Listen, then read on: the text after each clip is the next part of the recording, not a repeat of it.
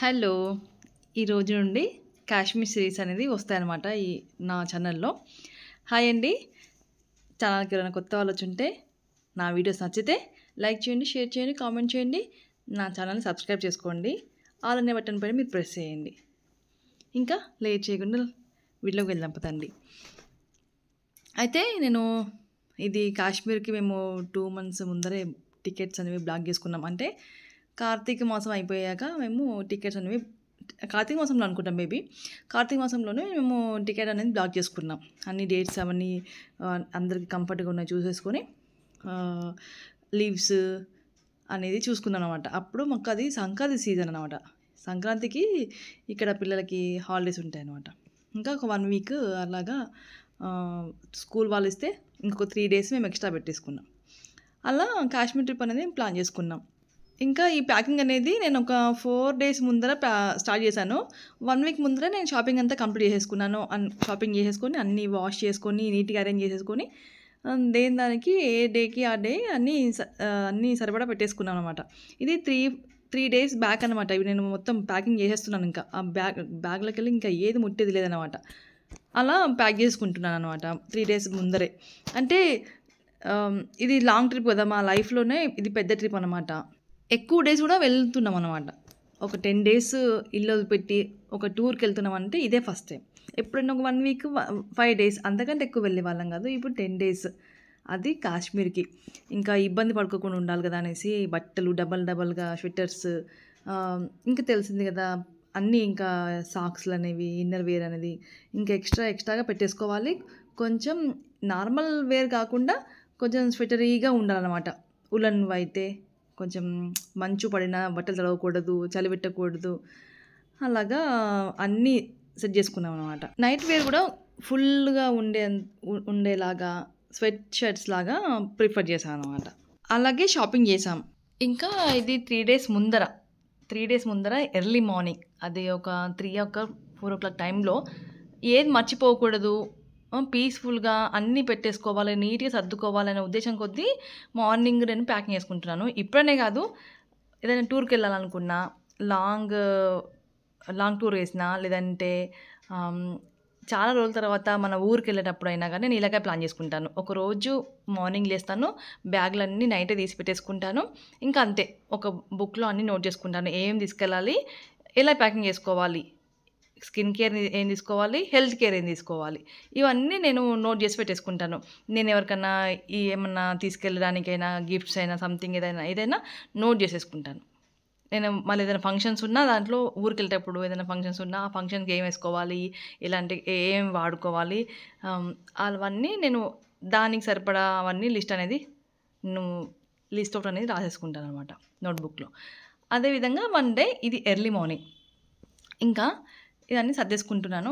ఇంకా ఆ రోజు వరకి ఆన్‌లైన్ షాపింగ్ చేసేసి ఆ రోజు వరకే డెలివరీ లాస్ట్ అనమాట. ఇంకా కొన్ని షూస్ వచ్చేవి ఉన్నాయనమాట.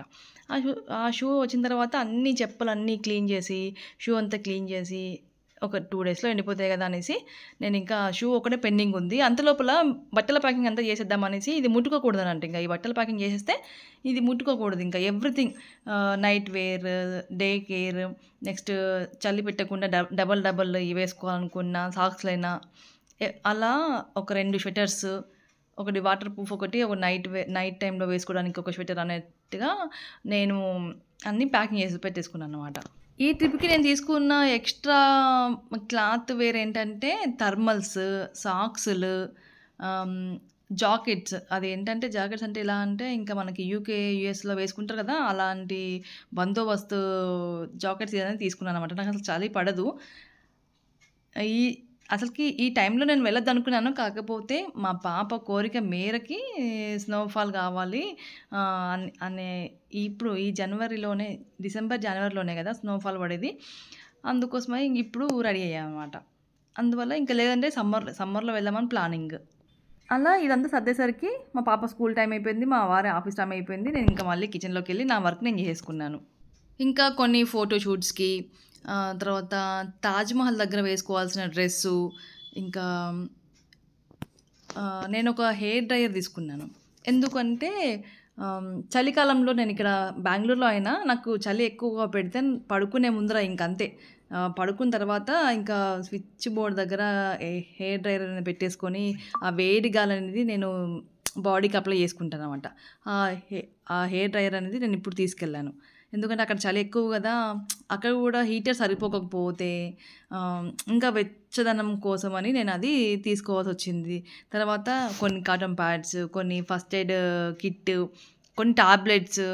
టాబ్లెట్ అంటే ఆహ్, మనకి జలుబుకి అజిత్రోమైసిన్, ఇంకా గొంతు నొప్పికని, తర్వాత ఫీవర్ టాబ్లెట్స్, అమృతాంజన్, ఆహ్, ఇంకా ఇన్హేలర్, తర్వాత కొంచెం యూకలిప్టస్ ఆయిల్ ఎందుకంటే స్టీమింగ్ పెట్టడానికి, తర్వాత ఇంకా కొన్ని డోలో టాబ్లెట్స్.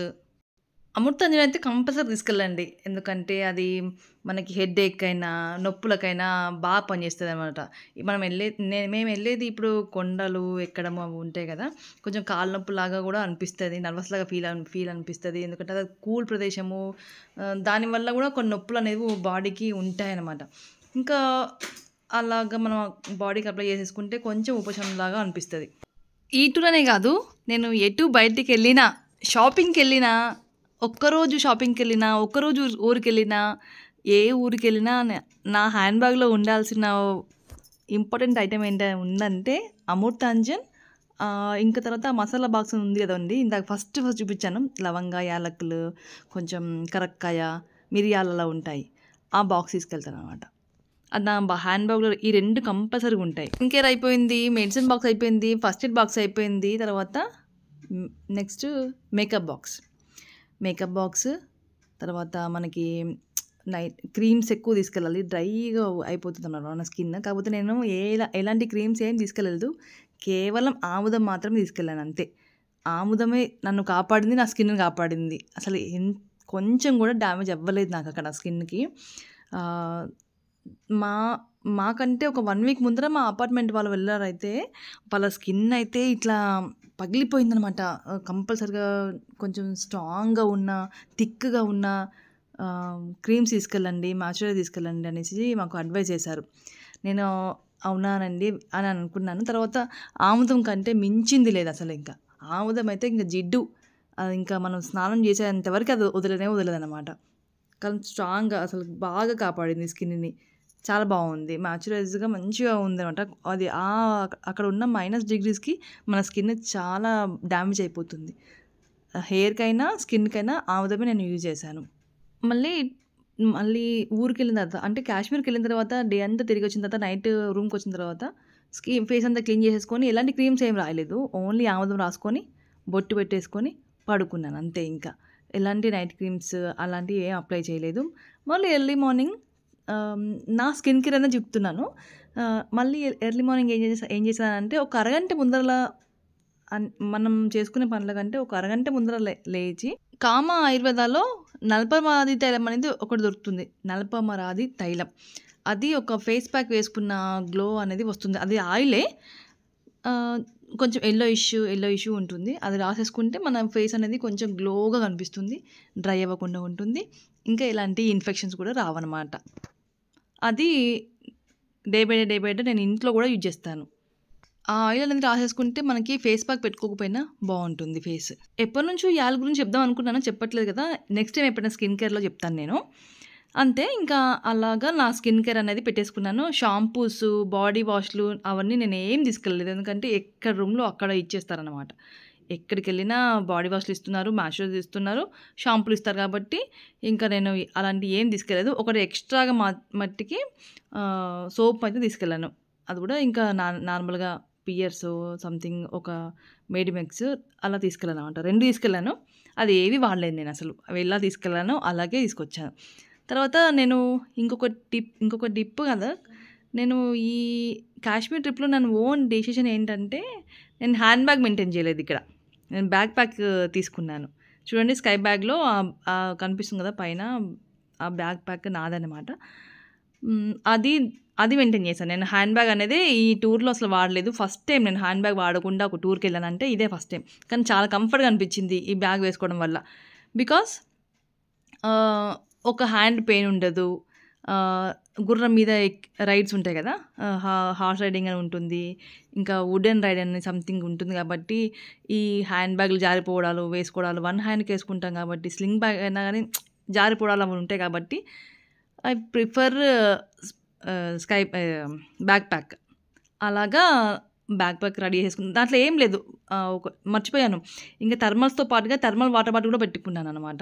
ఎందుకంటే హాట్ వాటర్ కూడా కావాలి కాబట్టి, మనం అక్కడ నార్మల్ వాటర్ అనేది యూజ్ చేయము. ఓన్లీ హాట్ వాటర్ యూజ్ చేస్తాం తాగడానికి.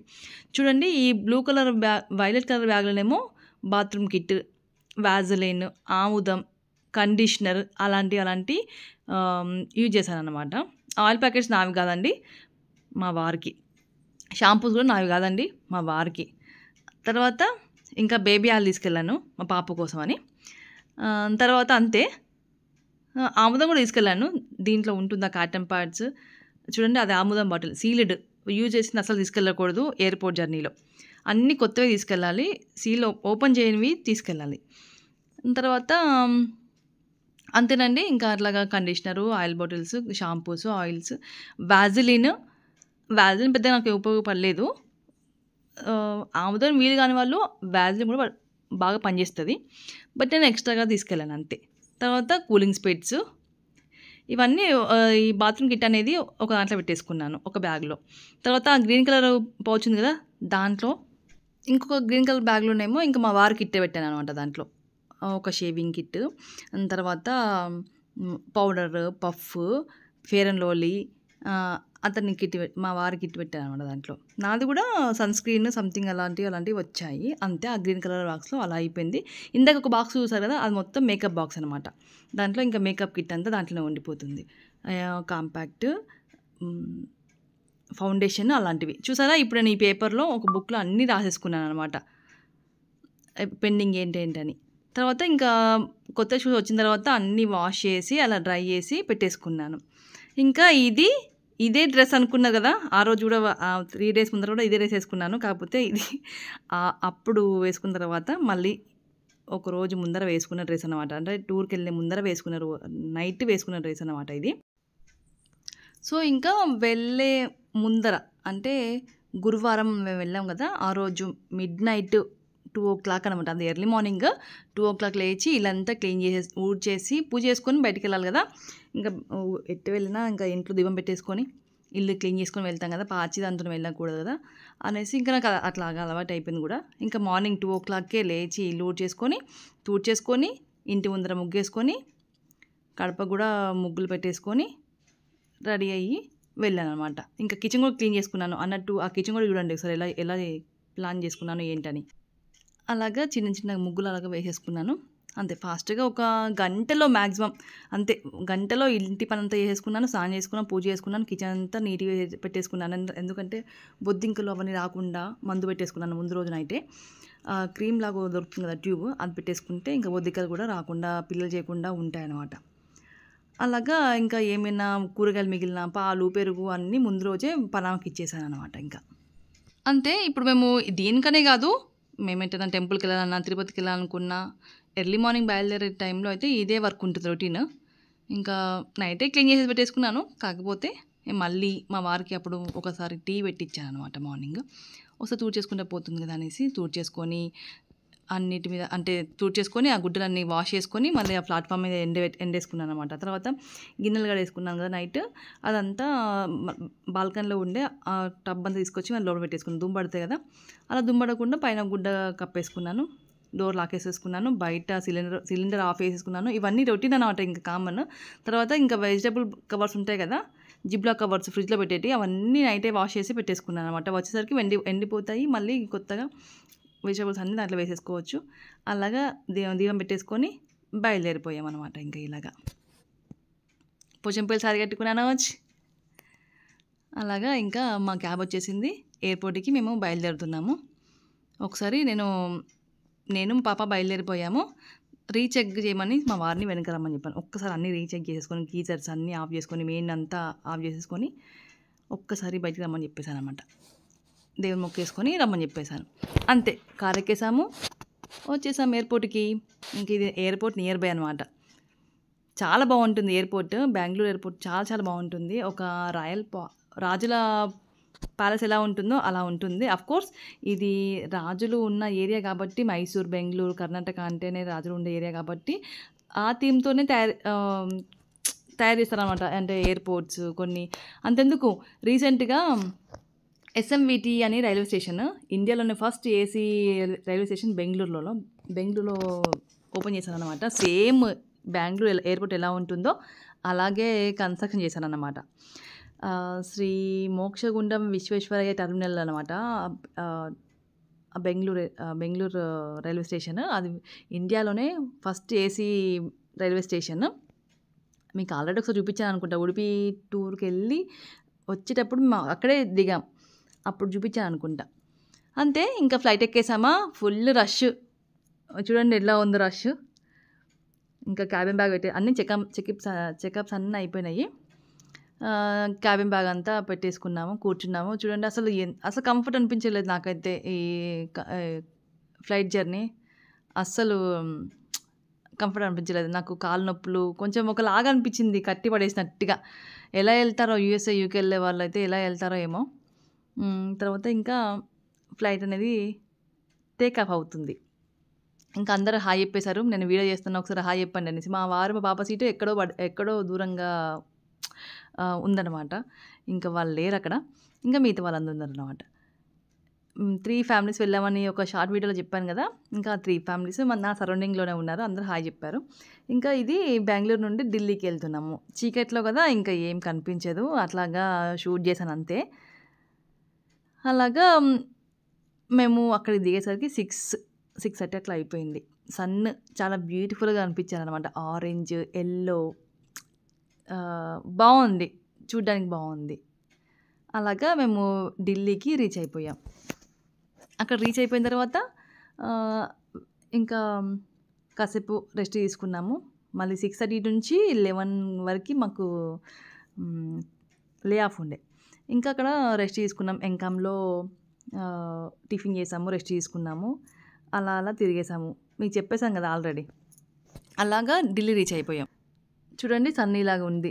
అంటే మేము ఢిల్లీకి రీచ్ అవ్వబోతున్న టైంలో ఎర్లీ మార్నింగ్ కదా! అంటే సూర్యుడు వచ్చే టైం కదా!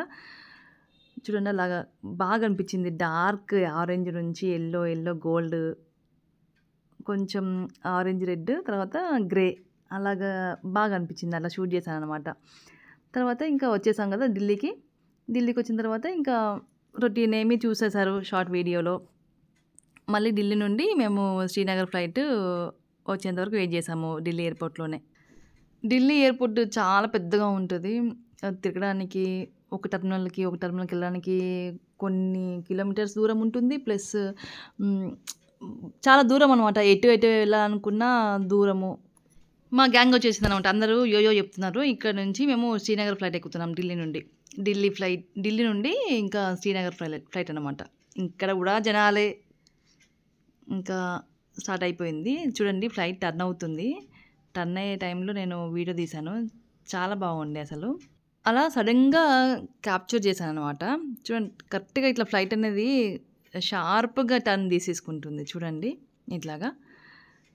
ఆ వే అంతా నేను కవర్ చేశాను. నైట్ టైమ్‌లో ఇంకా చాలా బాగుంటుందంట మా వారు చెప్పారు. నైట్ టైమ్‌లో అంటే ఈ టర్న్ చేసే వేలో మొత్తం లైట్ సెట్టింగ్స్‌తోని చాలా బాగుంటుందంట. అలాగా ఇంకా టేక్ ఆఫ్ అయింది ఫ్లైట్. ఇంక చూడండి దూరం నుండి మంచు కొండలు ఎలా కనిపిస్తున్నాయో. ఇంకా తర్వాత ఇంకా అవి దగ్గరకు వచ్చేసిన తర్వాత అసలు ఎంత బాగుందో చూడండి. సేమ్ సినిమాలలో జియోగ్రాఫిక్ ఛానల్‌లో కనిపించేలాగా అనిపించిందనమాట. చాలా బాగుంది. అదొక అద్భుతం మంచు కొండలు.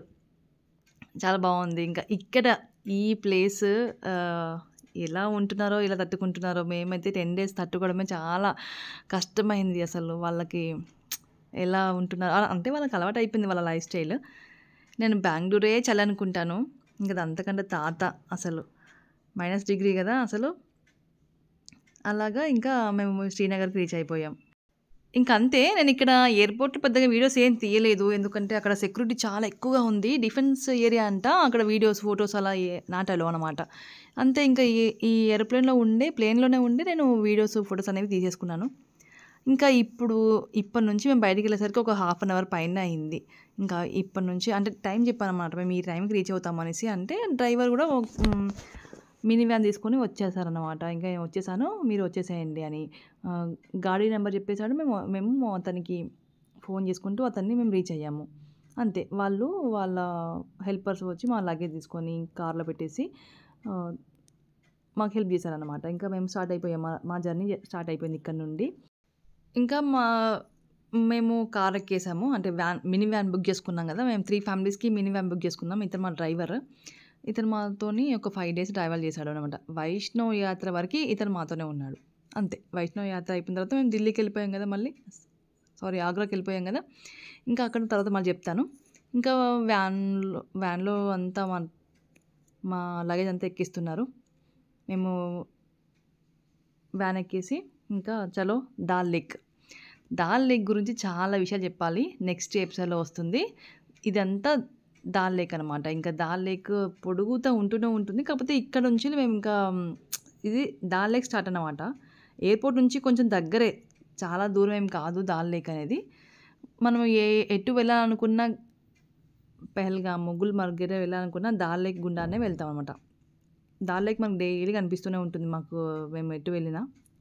ఇది డాల్ లేక్. దీనిలో ఏంటంటే స్పెషల్ ఆహ్, బోట్ హౌస్ ఉంటుందనమాట. బోట్‌లో స్పెండ్ చేసే హౌసెస్ ఉంటాయనమాట. ఇదంతా డాల్ లేక్ ఏరియా. దీని గురించి చాలా విషయాలు చెప్తాను నెక్స్ట్ ఎపిసోడ్‌లో. నెక్స్ట్ వీడియోలో చెప్తాననమాట. ఇంకా మేము డాల్ లేక్‌కి రీచ్ అయిపోయాం. అంత మురికి వాటరు. పాత ఇల్లులు. కాకపోతే ఏంటంటే ఎక్స్‌పీరియన్స్ అవ్వాలని అంతే. ఈ లేక్ అనేది తెల్లవారేసరికి మొత్తం ఫ్రీజ్ అయిపోతుంది. మంచు గడ్డతోని ఫ్రీజ్ అయిపోతుందనమాట. అది చూడ్డానికి జనాలు ఎక్కువ మందొస్తారు ఈ ఏరియాకి, ఈ దాల్ లేక్‌కి. దీని అపోజిట్‌గానే మొగల్ గార్డెన్. దాంట్లో తులిప్స్ గార్డెన్ అనేది సమ్మర్‌లో ఉంటుందంట. మాకు ఈ టైంలో మేము చూడలేదు తులిప్స్ అనేవి. ఇప్పుడు లేదు గూడా. మొత్తం డ్రై ఉందనమాట. ఇప్పుడు కాదంట సీజన్ తులిప్సే ఉండేది. తర్వాత ఇంకా మేము షికారా బోట్ ఎక్కేసాము. ఈ బోట్ పేరు అంటే ఇక్కడ ఉన్న బోట్ల పేరు ఏంటంటే షికారా బోట్ అంటారన్నమాట. షికారా రైడ్, షికారా బోట్ అంటారనమాట. ఈ డాల్ లేక్ దగ్గరే మొగల్ గార్డెన్, లాల్ చౌక్ ఇవన్నీ ఉంటాయన్నమాట. నియర్ బై ఉంటాయి. అంతేనండి ఈరోజు first video Kashmir series release చేశాను. మీ అందరికి నచ్చినట్లయితే ప్లీజ్ లైక్ చేయండి, షేర్ చేయండి. నా ఛానల్ సబ్స్క్రైబ్ చేసుకోండి. మరో కొంతమందికి షేర్ చేయండి. ఇంకా మరో మంచి వీడియోతో నేను మీ ముందుంటాను. బాయ్. Thanks for watching.